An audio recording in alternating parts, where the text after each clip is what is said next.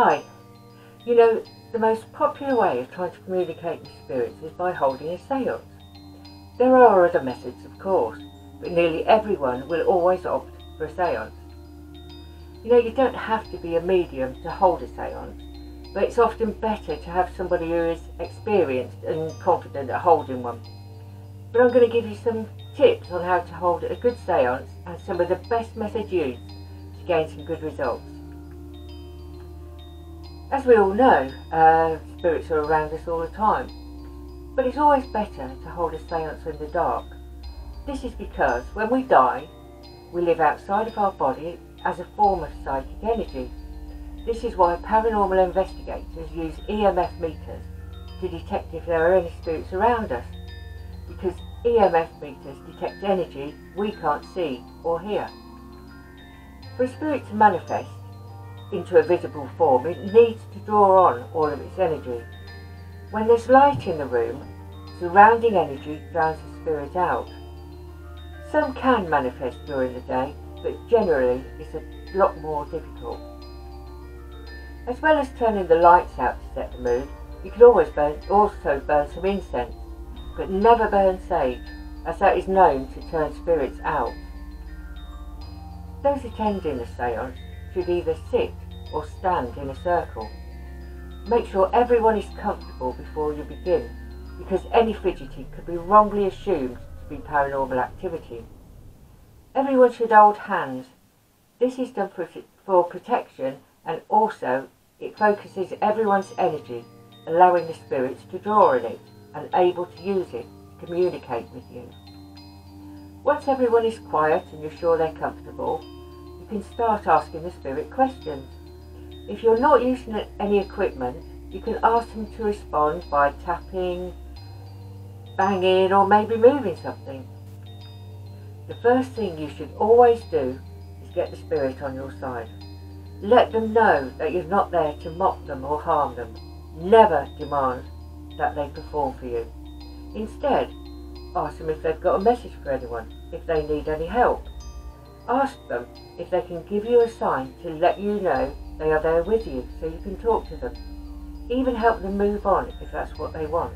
Spirits are usually only able to give subtle clues that they are present. They will use your energy to communicate by tapping on a hard surface, knock something over, or whisper in someone's ear. It really is unusual to hear very loud bangs or loud voices, or see something moving in the air for a long period of time. We know spirits use a lot of their energy to give us any sort of sign, so always be thankful. Give them encouragement. If they've done something you've asked them to do, tell them that was great, but ask if they could do a little more if they can. If you're using any sort of equipment, don't assume they will know the names of that equipment. Don't say something like, "Can you affect the EMF meter?" or "Can you make the lights on the REM pod flash?" Spirits can affect these things with their energy. So if you want the lights to go off on the REM pod or the needle to go up on the EMF, it's much better to say something like, "Can you move towards the box on the floor or the lights on the floor or wherever you've placed your equipment?" Other common things some seance holders say are things like spirit, entity, present.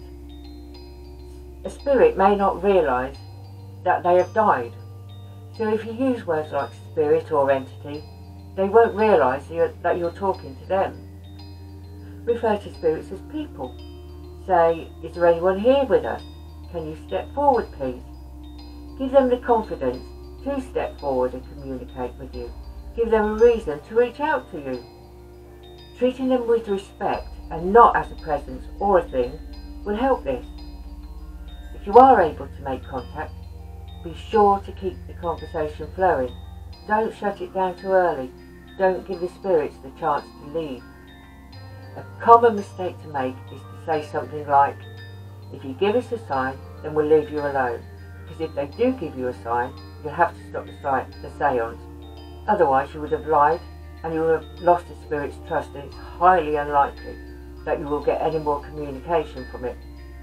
Also, never say something like, "Don't you want to speak to us anymore?" if there's a long pause in between communication, because that's just giving the spirit the chance to say goodbye. Whichever technique you use to try and communicate with spirits, Ouija board, seance, divining rod, whatever, here are some questions you can ask to try and encourage the spirits to communicate with you. If you are here, can you please tap on the floor? How many of you are here with us? Can you tap out the number? My name is... Can you tell me your name?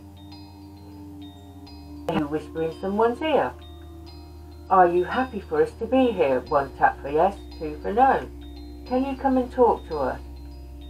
Those are just some examples. You can ask whatever questions you like. Just make sure you're always polite and respectful. Always say please and thank you. I will be doing some more videos on this subject, so please keep an eye out for them. Thank you for watching. Goodbye.